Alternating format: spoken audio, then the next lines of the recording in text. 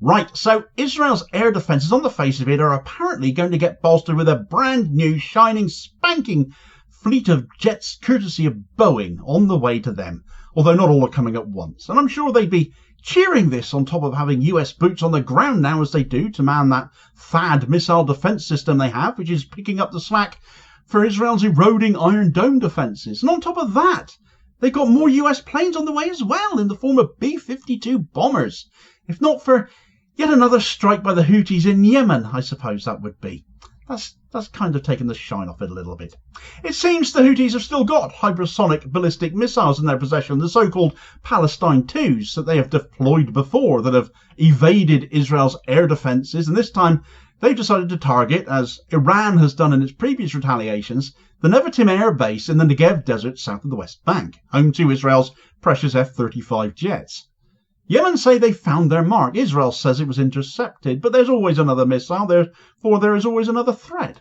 So it's all right having these jets, but if the main air base where you keep them is constantly being targeted, how long can you possibly have such an Air Force for, especially if matters continue to escalate?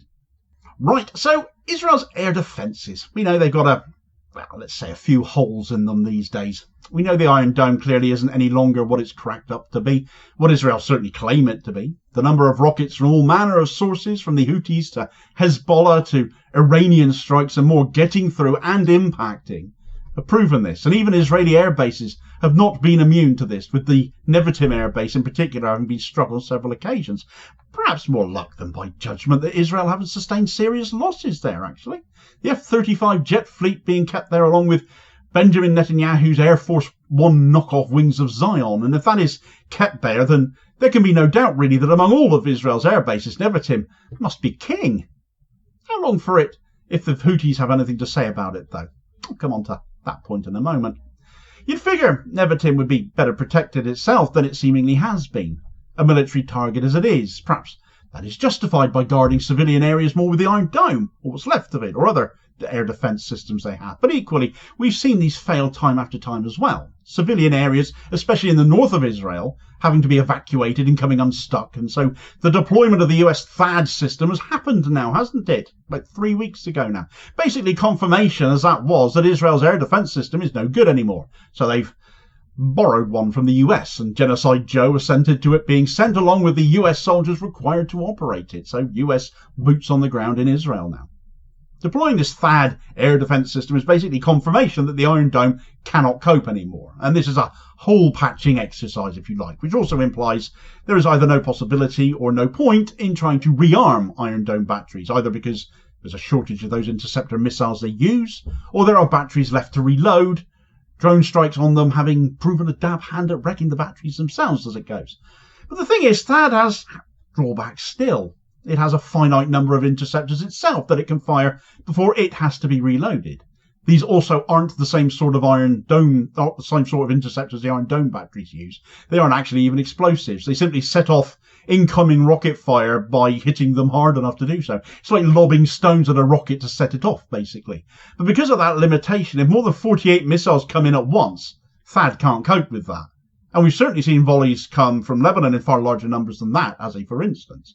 It also can't detect anything small, therefore it is completely useless against drone attacks because they aren't a big enough target. And they don't come in from a high enough entry point. When you consider drones have been so good at taking out Iron Dome batteries as well, if this THAAD one parks up in the wrong place, it could be in the same bother from drone attacks too. Now, I tried looking up some coverage as to how this THAAD system has been getting on for the last 3 weeks, and there is, well, frankly, absolutely nothing. So is it effective or is it also complete rubbish? I can't say. All we know is that it's there and we're told it's operational.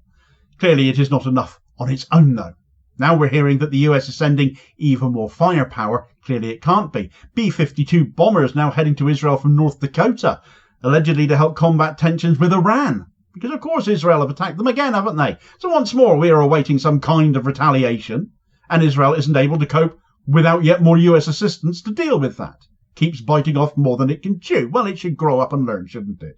Here's an excerpt on that story by Spanish news outlet Agencia EFE. The United States Central Command announced the deployment of B-52 Stratofortress bombers to the Middle East on Saturday, amid escalating tensions between Israel and Iran following recent exchanges of military strikes. The Central Command deployed the strategic bombers from the 5th Wing at Minot Air Force Base in North Dakota to its area of operations, which includes the Middle East and Near East. B-52 Stratofortress strategic bombers from Minot Air Force Base's 5th Bomb Wing arrived in the US Central Command area of responsibility, the Central Command said in a post on X. The deployment is aimed at deterring potential Iranian responses to recent Israeli strikes on Iranian military targets. Israel reported that it deployed around 100 fighter jets and drones, including advanced F-35 aircraft, for attacks on Iranian bases over a week ago. Iran, however, asserted that none of the Israeli aircraft entered its airspace during these operations. Israel, of course, claimed a massive success over their last attack on Iran, even though it amounted to little more than a damp squib in actuality, though that shouldn't minimise the fact 4 Iranians still lost their lives. The message that's sent, however, was one of here's hoping, we've saved face, please God don't let Iran retaliate again, yet instead Israel just made themselves look even more pathetic, and met with calls the world over that Iran has a right to self-defence, and they are saying they are going to, at some point, respond. And here comes more US air support as a result. But where are these things going to get parked then? Well, according to Air and Space Forces magazine, this has not been revealed. However, associated cargo aircraft from the same base in the US as the bombers have turned up at a US base in Qatar, Al Udeid, which is just outside of Doha. With Qatar being basically a peninsula sticking out into the Persian Gulf, though, this is some distance from Israel and is right on Iran's doorstep, if this is where these aircraft are destined. But perhaps the US figure they are less of a target there, Qatar acting as middlemen and mediators, so who knows.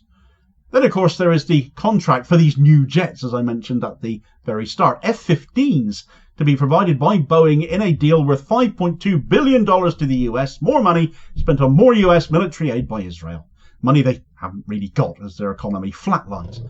But F-15s are the next generation of jets to succeed the F-35, with a bigger range and a larger payload. But where to park them as well? If they're to phase out the F-35s as a for instance, then Nevatim Air Base is the obvious conclusion. But will there be any Nevatim Air Base left by the time these planes begin arriving? Deliveries of these F-15s aren't due to start until 2031. And Iran have targeted Nevatim Air Base as a legitimate military target each time they have responded to an Israeli attack. So is it any surprise the Houthis have now targeted it themselves too, in which case, and done so with their most state-of-the-art Palestine 2 ballistic missile? The Houthis had quite a successful day yesterday, it has to be said. They fired this missile, which they claim reached its target at the Nevatim Air Base, and they also brought down their 12th MQ-9 Reaper drone since the events following the night of October 7th began, each of these punching a $30 million sized hole in Israel's finances. But no doubt the US will keep selling them to them. Note the claim that their ballistic missile reached its target and not found its target, though. I can imagine social media would have been full of imagery of new damage to that airbase if it had found its mark. I've not seen any. So it looks at this point that Israel did in fact successfully intercept this one. But that is this time. And they only had one target to focus on at this time too. There's always seems to be more missiles in Houthi possession. There is always a next time. And there will be a next time for as long as Israel refused to get out of Gaza and end the genocide. There are more air bases in Israel, of course. They could choose to move to a different one if space allows, but Nevatim is not the only one being targeted. Israel's superiority over its neighbours is in the air, so air bases are therefore a natural, obvious target for them. And with air defences as they are struggling, we shouldn't be surprised to see others actually get hit. Hezbollah notably struck the Tel Nof air base near Tel Aviv last night as well, another of Israel's main air bases. A salvo of missiles that alleged video footage of the scene shows couldn't all be intercepted. The video footage I've seen that claims to be from this, missiles definitely did land. So if that is true, if that gets verified, which I've not seen, it would be balls to the Iron Dome, balls to David Sling, balls to the Arrow, and balls to THAAD as well, it seems, because missiles are still clearly getting through. Air bases are the obvious Israeli target because by grounding them, you seriously disadvantage them. We've seen how they get on the ground because when they aren't fighting women and children, the IDF are found severely wanting and beaten back time after time, as seen during their ground invasion attempts of Lebanon against not just Hezbollah but the UN as well, as UNIFIL posts continue to come under attack. It's no wonder so many Israeli soldiers themselves are turning away from the fighting now, encouraging others to stay away and refusing to return to their posts, as this video recommendation will tell you all about. Morale is at rock bottom, not improving. So if Israelis themselves won't fight for Israel now, who's going to? Get the details here as your suggested next watch, and I'll hopefully catch you on the next vid. Cheers, folks.